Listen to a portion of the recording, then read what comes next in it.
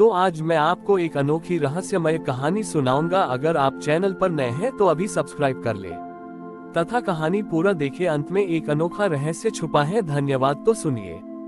सत्ययुग की बात है। समुद्र के बीचों बीच एक छोटा सा द्वीप था जिसका नाम ध्रुव द्वीप था। वहाँ एक मछुआरा रहता था जिसका नाम मलय था। मलय का स्वभाव अन्य मछुआरों से अलग था।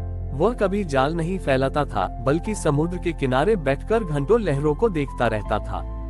वह मानता था कि समुद्र की हर लहर महादेव का डमरू बजा रही है।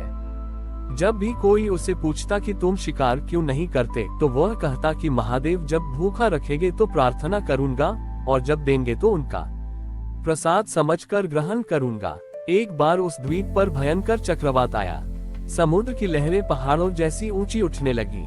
द्वीप के सभी लोग सुरक्षित स्थानों पर भाग गए, लेकिन मलय अपनी कुटिया के बाहर महादेव की एक छोटी सी रेतीली प्रतिमा बनाकर बैठ गया। उसे डर नहीं था, क्योंकि उसके लिए मृत्यु भी महादेव का एक आलिंगन मात्र थी। अचानक एक बहुत बड़ी लहर आए और मलय को खींचकर गहरे समुद्र में ले गई। मलय डूबा नहीं, बल्कि उसने महसूस किया कि पानी के नीचे एक अद्भुत शांति है। समुद्र की गहराई में उसे एक विशाल ज्योतिर्लिंग दिखाई दिया जो नीलमणि की तरह चमक रहा था। मलय ने देखा कि उस लिंग के चारों ओर हजारों मछलियां और समुद्री जीव एक घेरा बनाकर नाच रहे थे। मलय समझ गया कि यह वही स्थान है जहां महादेव ने समुद्र मंथन के दौरान निकले हलाहल विष को शांत किया था। उस दिव्य लिंग से एक दिव्य पुरुष प्रकट हुए जिनका शरीर कर्पूर की तरह गौर था और जिनकी जटाओं में चंद्रमा मुस्कुरा रहा था।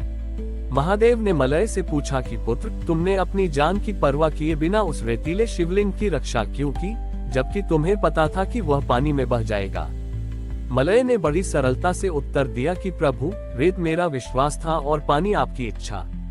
मुझे बस अपने विश्वास को आपकी इच्छा में विसर्जित करना था, फिर चाहे मैं बच बड़े ओ है या न बचूं।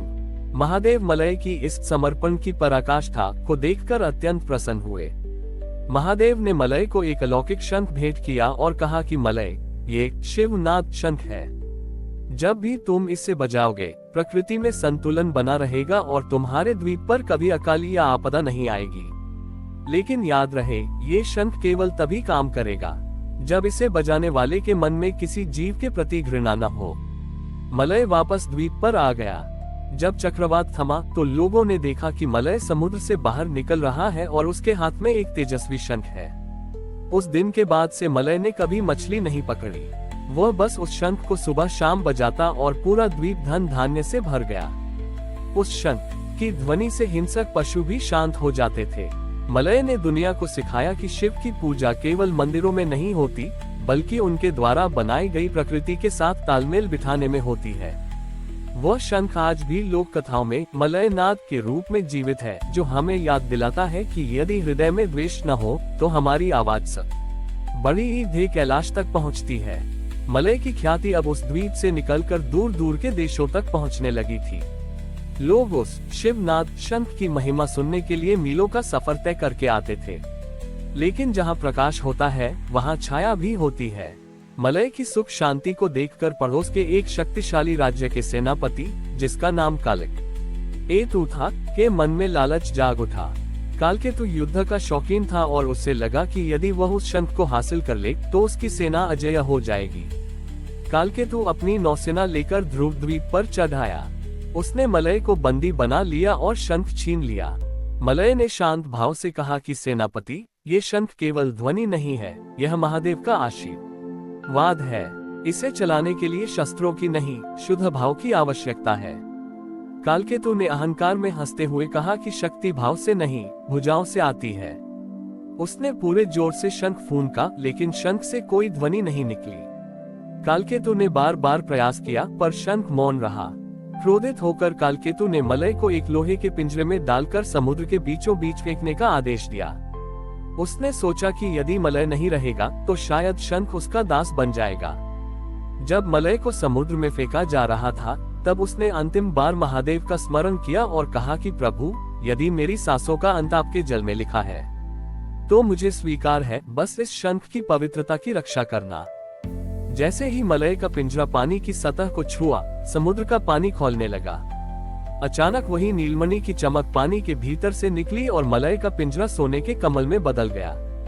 मलय पानी पर तैरने लगा। उसी समय कालकेतु के हाथ में पकड़ा हुआ शंख अचानक इतना गर्म हो गया कि छोटी ही उसके हाथ जलने लगे। शंख कालकेतु के हाथ से छूटकर हवा में तैरने लगा और स्वयं ही बजने लगा। इस बार शंख से जो ध्वनि निकली वह शांति की नहीं बल्कि तांडव की गूंज थी। उस ध्वनि से कालकेतु के जहाजों के पाल फट गए और समुद्र में भारी भंवर उठने लगे।